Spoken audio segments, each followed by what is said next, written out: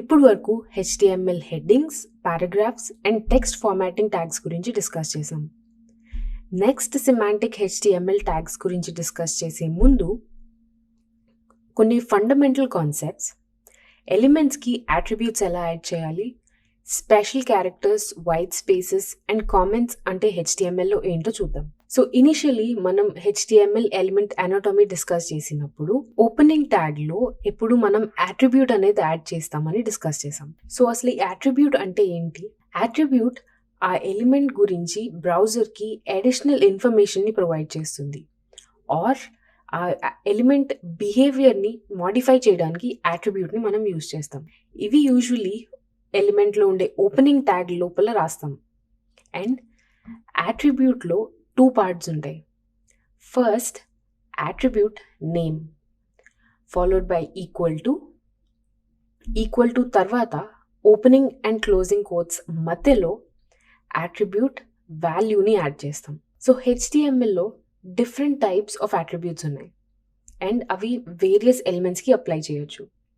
దాంట్లో most commonly used attributes ఏంటో చూద్దాం. First one href attribute. href అంటే హైపర్ లింక్ రిఫరెన్స్. దీని గురించి డీటెయిల్గా మనం నెక్స్ట్ లెక్చర్లో హైపర్ లింక్స్ గురించి డిస్కస్ చేద్దాం. But basically href attribute most commonly మనం యూజ్ చేసేది యాంకర్ ట్యాగ్లో. దీని వాల్యూ, అట్రిబ్యూట్ వాల్యూ ఏదైతే మనం కొటేషన్స్లో రాస్తామో అది ఏదైనా ఒక specific URL or absolute or relative path అయి ఉంటుంది. మనం ఎప్పుడైతే ఈ విజిట్ ఎగ్జాంపుల్ అనే కంటెంట్ మీద మన వెబ్సైట్లో క్లిక్ చేస్తామో అప్పుడు అది ఆ పర్టికులర్ URL ఆర్ ఆ పర్టికులర్ పాత్ ఏ ఫైల్కి అయితే అటాచ్ అయ్యిందో ఆ ఫైల్కి మనని రీడైరెక్ట్ చేస్తుంది. సో అట్రిబ్యూట్స్ని మనం యూజువలీ కొటేషన్స్లో రాస్తాం అని అన్నాం. బట్ కొన్ని అట్రిబ్యూట్స్ని మనం వితౌట్ కొటేషన్స్ కూడా యూజ్ చేయొచ్చు.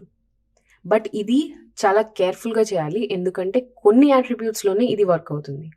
ఫర్ ఎగ్జాంపుల్ href అట్రిబ్యూట్ని మనం కొటేషన్స్ లేకుండా కూడా యూజ్ చేయొచ్చు. ఇది ఎలాంటి ఎర్రర్ చూపించదు, బట్ మిగతా వాటిలో ఇది ఎర్రర్ చూపిస్తుంది.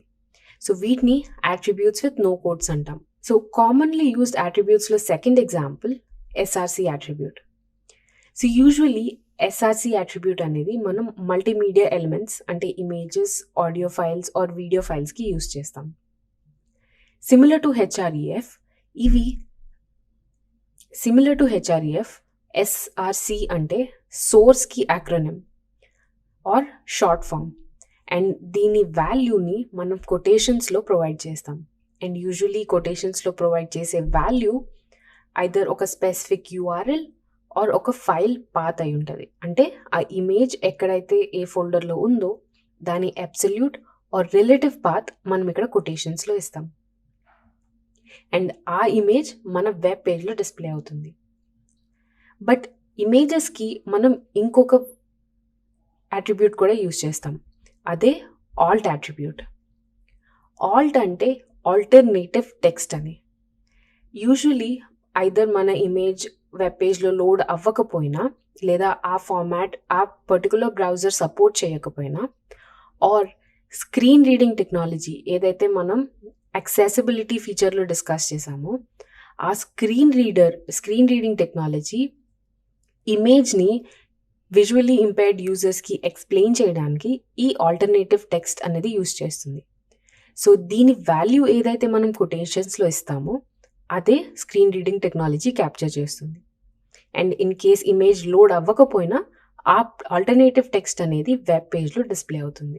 Next commonly used attribute class attribute.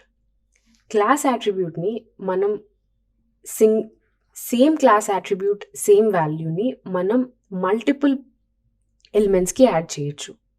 And ఇది మోస్ట్ కామన్లీ CSSలో ఆ ఎలిమెంట్స్ని స్టైల్ చేయడానికి యూజ్ చేస్తాం. అండ్ ఏ క్లాస్ వాల్యూ అయితే మనం ఇక్కడ ప్రొవైడ్ చేస్తున్నామో దాన్ని టార్గెట్ చేస్తూ మనం CSSలో స్టైలింగ్ ఇస్తే ఆ క్లాస్ వాల్యూ ఉన్న అన్ని ఎలిమెంట్స్కి ఆ స్టైల్ అప్లై అవుతుంది. Next commonly used attribute ID attribute. Similar to class ID కూడా మనం స్టైలింగ్కి యూజ్ చేస్తాం. బట్ ఐడికి ఇంకొక ఫంక్షన్ ఉంది. బట్ ఐడికి క్లాస్‌కి మెయిన్ డిఫరెన్స్ ఏంటి అంటే, ఒక క్లాస్ వాల్యూని మనం మల్టిపుల్ ఎలిమెంట్స్‌కి అలాట్ చేయొచ్చు. బట్ ఐడీకి, క్లాస్‌కి ఒక డిఫరెన్స్ ఉంది. మనం క్లాస్‌కి ఇచ్చే వాల్యూని మల్టిపుల్ ఎలిమెంట్స్‌కి అసైన్ చేయొచ్చు. బట్ ఐడీ అనేది ప్రతి ఎలిమెంట్‌కి యూనిక్‌గా ఉంటుంది. ఏ 2 ఎలిమెంట్స్‌కి కూడా సేమ్ ఐడీ వాల్యూ ఉండదు. అండ్ ఇది మోస్ట్ కామన్‌లీ జావాస్క్రిప్ట్‌లో ఈ స్పెసిఫిక్ ఎలిమెంట్‌ని టార్గెట్ చేయడానికి యూజ్ చేస్తాం. ఈ క్లాస్ అండ్ ఐడీ గురించి ఇంకా చాలా డీటెయిల్డ్‌గా మనం CSSలో నేర్చుకుందాం. బేసిక్ HTMLలో క్లాస్ అండ్ ఐడీ ఎక్కువ యూజ్ చేయం మనం. నెక్స్ట్ ఫార్మ్ ఎలిమెంట్స్‌లో ఉండే input type. So usually forms create చేసినప్పుడు మనం ఇన్పుట్ టైప్ అనేది యూజ్ చేస్తాం. సో ఇన్పుట్ యూజర్ మనం ఎప్పుడైతే ఒక ఇన్పుట్ ఫీల్డ్ యాడ్ చేస్తామో యూజర్ అక్కడ వాళ్ళ డేటాని ఎంటర్ చేయొచ్చు. సో ఈ ఇన్పుట్ ఫీల్డ్ ఏదైతే మనం ప్రొవైడ్ చేస్తున్నామో దాంట్లో డిఫరెంట్ టైప్స్ ఉంటాయి. సో అది ఒక యాట్రిబ్యూట్. ఆ వాల్యూ ఏదైతే ఉందో టైప్ యాట్రిబ్యూట్‌కి ఇచ్చే వాల్యూ ఏదైతే ఉందో అది టెక్స్ట్ అవ్వచ్చు, నంబర్స్ అవ్వచ్చు, ఈమెయిల్ అవ్వచ్చు, కలర్ అవ్వచ్చు. Different types of input types ఉన్నాయి. అండ్ అవన్నీ మనం ఫార్మ్స్‌లో ఇంకా డీటెయిల్‌గా నేర్చుకుంటాం. బట్ ఇన్పుట్ ఫీల్డ్స్‌లో యాడ్ చేసే ఇంకొక యాట్రిబ్యూట్ ఏంటి అంటే డిసేబుల్డ్. డిసేబుల్డ్ అంటే ఇన్పుట్ ఫీల్డ్ మనం అసైన్ చేస్తున్నాం. బట్ అది మనం వెబ్ పేజ్‌లో డిసేబుల్ చేస్తున్నాం. సో యూజర్ ఆ ఇన్పుట్ ఫీల్డ్‌ని ఎడిట్ చేయలేరు. అంటే అక్కడ వాళ్ళ డేటాని ఎంటర్ చేయలేరు. ఇప్పుడు ఎలా అయితే మనం ఇక్కడ మీరు చూస్తే attribute name and attribute value ఒకటే ఉంది. సో ఇలాంటి కేసెస్‌లో మనం యాట్రిబ్యూట్ నేమ్ డైరెక్ట్‌గా ఇచ్చేస్తే సరిపోతుంది. దానికి ఇంకా వాల్యూ అసైన్ చేయాల్సిన అవసరం ఉండదు. సో ఇలాంటి వాటిని బూలియన్ యాట్రిబ్యూట్స్ అంటారు. అంటే బూలియన్ అంటే ట్రూ ఆర్ ఫాల్స్ వాల్యూస్ అని. సో వీటి గురించి డీటెయిల్‌గా మనం జావాస్క్రిప్ట్‌లో నేర్చుకుంటాం. బట్ బేసికలీ బూలియన్‌లో 2 టైప్స్ ఉంటాయి. True or false. సో మనం ఇక్కడ డిసేబుల్డ్ అని ప్రొవైడ్ చేసాము అంటే దాని వాల్యూ ట్రూ అని దాని మీనింగ్. సో ఎప్పుడైతే attribute name and value same ఉంటాయో అప్పుడు మనం డైరెక్ట్‌గా యాట్రిబ్యూట్ నేమ్ ఇస్తే సరిపోతుంది. సో బూలియన్ యాట్రిబ్యూట్స్‌కి ఓన్లీ నేమ్ స్పెసిఫై చేసినా చాలు. సో ఇవి డిఫరెంట్ టైప్స్ ఆఫ్ యాట్రిబ్యూట్స్. ఇంకొకటి ఏంటంటే మనం ఏదైతే కొటేషన్స్ ప్రొవైడ్ చేస్తున్నామో అవి డబుల్ కోట్స్ అవ్వచ్చు, సింగిల్ కోట్స్ కూడా అవ్వచ్చు. VS కోడ్ రెండిటిని యాక్సెప్ట్ చేస్తుంది. సో ఇన్ కేస్ మనం ఈ ఆల్టర్నేట్ టెక్స్ట్‌లో ఎక్కడైనా సింగిల్ కోట్ యూజ్ చేయాలి అనుకుంటే అప్పుడు ఆల్టర్నేటివ్ టెక్స్ట్‌ని డబుల్ కోట్స్‌లో ఎన్క్లోజ్ చేసి మధ్యలో సింగిల్ కోట్స్ యూజ్ చేసుకోవచ్చు. లేదు నాకు ఈ ఆల్టర్నేటివ్ టెక్స్ట్ లోపల డబుల్ కోట్స్ యూజ్ చేయాలి అనుకుంటున్నాను అంటే అప్పుడు సింగిల్ కోట్స్‌తో ఎన్క్లోజ్ చేసి మధ్యలో డబుల్ కోట్స్ యూజ్ చేయొచ్చు. సో ఇది చాలా వరకు కన్‌ఫ్యూజింగ్‌గా ఉంటుంది. అండ్ ఆల్సో మనం ఎప్పుడైతే వేరే డెవలపర్స్‌తో మన కోడ్ షేర్ చేస్తామో అప్పుడు వాళ్ళకి అర్థం అవ్వదు. ఎక్కడి నుంచి ఆల్టర్నేటివ్ టెక్స్ట్ స్టార్ట్ అవుతుంది, ఎక్కడి వరకు ఎండ్ అవుతుంది అని వాళ్ళకి అర్థం అవ్వదు. సో మోస్ట్ స్టాండర్డ్ ప్రాక్టీస్ ఏంటి అంటే యాట్రిబ్యూట్ వాల్యూస్‌ని ఎప్పుడూ కూడా డబుల్ కోట్స్‌లో ఎన్క్లోజ్ చేయాలి. సో దట్ ఎలాంటి ఎర్రర్స్ రావు అండ్ కోడ్ రీడబిలిటీ బాగుంటుంది. Next special characters. So HTML ఎలిమెంట్స్‌లో మనం కొన్ని స్పెషల్ క్యారెక్టర్స్ యూజ్ చేస్తాం. Like less than symbol, quotes and greater than symbol. Like less than symbol, quotes and greater than symbol. So ఇవి HTML సింటాక్స్‌లోనే ఒక part. So ఇలాంటి special characters అప్పుడప్పుడు మన కోడ్‌లో ఇన్వాల్వ్ చేసినప్పుడు అవి సింటాక్స్ లాగా ఇంటర్ప్రెట్ అవుతాయి. సో అలాంటప్పుడు మనం కోడ్‌లో ఎర్రర్స్ రావచ్చు. మీరు కోడింగ్‌కి VS కోడ్ యూజ్ చేస్తున్నట్టయితే ఆ ఇష్యూ అయితే మీకు రాదు. బట్ జస్ట్ ఇన్ కేస్ వచ్చినా కూడా మీరు ఈ పర్టిక్యులర్ లింక్‌ని విజిట్ చేస్తే దాంట్లో ఒక list of all XML and HTML character references మీకు ఉంటాయి. ఏ సింబల్ అయితే మీరు యూజ్ చేద్దాం అనుకుంటున్నారో దాని పర్టిక్యులర్ క్యారెక్టర్ రిఫరెన్స్‌ని మీరు అక్కడ యూజ్ చేయొచ్చు. For instance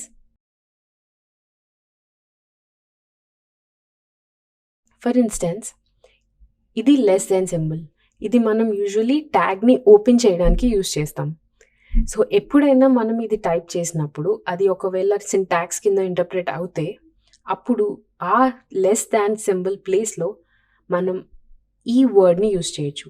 %LT less than ఈ షార్ట్ ఫామ్ని యూజ్ చేసి లెస్ దాన్ సైన్ని అక్కడ ఇంక్లూడ్ చేయొచ్చు. అలాగే కాలన్కి $, డాట్కి $, కామాకి $, ప్లస్కి $+, ఇలాగ different hundreds of special characters మనకి HTMLలో ఉన్నాయి. బట్ డోంట్ వరీ, ఇవన్నీ మీరు గుర్తుపెట్టుకోవాల్సిన అవసరం అయితే లేదు. ఎందుకంటే ఇందాక చెప్పినట్టు మీరు విజువల్ స్టూడియో కోడ్ ఎడిటర్ కనుక యూజ్ చేస్తున్నట్టయితే మీకు మోస్ట్లీ ఇవన్నీ యాక్చువల్ టెక్స్ట్ కింద ఇంటర్ప్రెట్ అవుతాయి. బట్ ఇన్ కేస్ మీకు ఎప్పుడైనా అవి సింటాక్స్ కింద ఇంటర్ప్రెట్ అయ్యి ఎర్రర్ క్రియేట్ చేస్తే మీరు ఈ పర్టికులర్ వెబ్సైట్కి వెళ్ళి ఆ స్పెషల్ క్యారెక్టర్ రెఫరెన్స్ని యూజ్ చేయాలి. Next, white spaces. సో HTMLలో మనం ఎన్ని వైట్ స్పేసెస్ యూజ్ చేసినా, అంటే ఇక్కడ చూస్తే ఇక్కడ P ట్యాగ్ ముందు మనం 4 వైట్ స్పేసెస్ యూజ్ చేసి అప్పుడు పారాగ్రాఫ్ ట్యాగ్ని యాడ్ చేసాం. అండ్ టెక్స్ట్కి ముందు మనం 6 వైట్ స్పేసెస్ని యూజ్ చేసాం. మనం ఇలా ఎన్ని వైట్ స్పేసెస్ యూజ్ చేసినా కూడా, ఆర్ ఈవెన్ ఇక్కడ లైన్ బ్రేక్ అయింది, ఇలా లైన్ బ్రేక్ అయినా కూడా HTML పార్సర్ వీటన్నిటిని కంబైన్ చేసి ఒక సింగిల్ స్పేస్ కిందే కన్సిడర్ చేస్తుంది. కోడ్ని రెండర్ చేసినప్పుడు ఈ 6 స్పేసెస్ని కలిపి అది ఒక సింగిల్ స్పేస్ కిందే కన్సిడర్ చేస్తుంది. సో ఎందుకు మనం ఇన్ని వైట్ స్పేసెస్ యూజ్ చేస్తున్నాము? ఒకవేళ పార్సర్ దాన్ని ఇగ్నోర్ చేస్తుంది అంటే, ఒకవేళ పార్సర్ దాన్ని ఇగ్నోర్ చేసినా కూడా మనం ఎందుకు ఇన్ని వైట్ స్పేసెస్ యూజ్ చేస్తున్నాం అంటే రీడబిలిటీ కోసం. ఇక్కడ మనకి చూడగానే క్లియర్గా అర్థమవుతుంది, HTML ట్యాగ్ లోపల హెడ్ ట్యాగ్ ఉంది అండ్ హెడ్ లోపల మెటా ట్యాగ్స్, టైటిల్ ట్యాగ్స్ అవి ఇంక్లూడ్ అయి ఉన్నాయి. సో ఈ వైట్ స్పేసెస్ అనేవి మనం నెస్టెడ్ ఎలిమెంట్స్కి ఇండెంటేషన్ కింద యూజ్ చేస్తాం. సో ఇక్కడ 1 స్పేస్ 2 స్పేసెస్ ఎన్ని స్పేసెస్ ప్రొవైడ్ చేస్తారా అన్నది మీ పర్సనల్ ప్రిఫరెన్స్. బట్ కంపల్సరీగా మీ కోడ్ని ఫార్మాట్ చేసుకోవడం అనేది చాలా ఇంపార్టెంట్. అప్పుడే కోడ్ కొలాబరేషన్ అప్పుడు అదర్ డెవలపర్స్కి మీ కోడ్ ఈజీగా అర్థమవుతుంది. సో ఇనిషియలీ మనం డిస్కస్ చేసిన ఎక్స్టెన్షన్స్ కనుక మీరు ఇన్స్టాల్ చేసుకొని ఉంటే మీకు కోడ్ మీద రైట్ క్లిక్ చేసినప్పుడు ఫార్మాట్ డాక్యుమెంట్ అని ఒక ఆప్షన్ వస్తుంది. సో ఎప్పుడైనా మీ కోడ్ ఇలా డిస్టర్బ్ అయ్యి ఉంటే సింప్లీ ఫార్మాట్ డాక్యుమెంట్ క్లిక్ చేస్తే అది ఆటోమేటిక్గా మీ కోడ్ని ఫార్మాట్ చేసి ఇలా చేస్తుంది. ఫర్ ఇన్స్టెన్స్, ఇనిషియల్లీ నేను కోడ్ రాసింది ఇలా ఉంది, బట్ దీన్ని నేను ఫార్మాట్ చేస్తే there you go. So head 1, head 2, paragraph లోపల టెక్స్ట్, దెన్ కొంచెం స్పేస్ ఇచ్చి హెడింగ్ 3 అండ్ పారాగ్రాఫ్. సో ఇది ప్రాపర్ ఇండెంటేషన్తో ఆ index.html డాక్యుమెంట్ని ఫార్మాట్ చేస్తుంది. సో కోడ్ ఫార్మాటింగ్ అనేది చాలా ఇంపార్టెంట్. అదర్ డెవలపర్స్ కనే కాదు, కొన్ని రోజుల తర్వాత మీ కోడ్ మీరు ఓపెన్ చేసినా కూడా ఈజీగా అర్థం అవడానికి కోడ్ ఫార్మాటింగ్ ఇంపార్టెంట్. నెక్స్ట్, HTMLలో కమెంట్స్ అంటే ఏంటో చూద్దాం. కమెంట్స్ అంటే నాన్ విజిబుల్ నోట్స్. ఇవి యూజువల్లీ మన కోడ్ గురించి explanations or reminders or instructions provide చేస్తాయి. మనం HTML డాక్యుమెంట్లో యాడ్ చేసే కమెంట్స్ ఎప్పుడు కూడా బ్రౌజర్లో డిస్ప్లే అవ్వవు. అవి ఓన్లీ కోడ్లో మనకి అర్థం అవడానికి రాసుకునేవి. సో ఏదైనా ఒక స్టేట్మెంట్ని కమెంట్ చేయడానికి లేదా ఒక నోట్ ఆర్ ఎక్స్ప్లెనేషన్ యాడ్ చేయడానికి syntax less than exclamation // so since మీరు VS కోడ్ యూస్ చేస్తున్నట్టయితే ఆటోమేటిక్గా అది కమెంట్ ఎండింగ్ ట్యాగ్ని కూడా క్రియేట్ చేస్తుంది. So // and greater than symbol. ఈ మధ్యలో మీరు ఎంత టెక్స్ట్ యాడ్ చేసినా కూడా అది మీకు బ్రౌజర్లో డిస్ప్లే అవ్వదు. For instance, this is the blog title. Next, this paragraph represents paragraph is about myself. So ఇక్కడ మీరు చూస్తుంటే మీకు ప్రివ్యూలో మనం రాసిన టెక్స్ట్ కనిపిస్తుంది. బట్ దీన్ని మనం కమెంట్ చేయాలి అనుకుంటే less than exclamation double slash. So మనం కమెంట్ని ఓపెన్ చేసాం బట్ క్లోజ్ చేయలేదు, సో అది కంప్లీట్ కోడ్ని కమెంట్ అవుట్ చేస్తుంది. సో క్లోజింగ్ ఇక్కడ. ఇప్పుడు మనకి ఇక్కడ టెక్స్ట్ కనిపించట్లేదు. సో ఎప్పుడు ఈ సింబల్ యాడ్ చేయాల్సిన అవసరం లేదు. కమెంట్స్కి ఒక కీబోర్డ్ షార్ట్ కట్ ఉంది. సింప్లీ Ctrl+/ క్లిక్ చేస్తే కమెంట్ అండ్ అన్కమెంట్ చేయొచ్చు. Ctrl+/.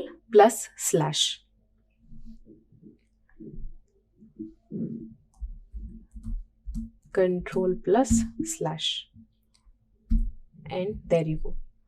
కమెంట్స్ యూజువలీ మనకి అండ్ అదర్ డెవలపర్స్కి, ఎవరికైతే మనం కోడ్ షేర్ చేస్తున్నామో వాళ్ళకి ఆ పర్టికులర్ సెక్షన్ పర్పస్ ఏంటో ఎక్స్ప్లెయిన్ చేయడానికి చాలా యూజ్ అవుతుంది.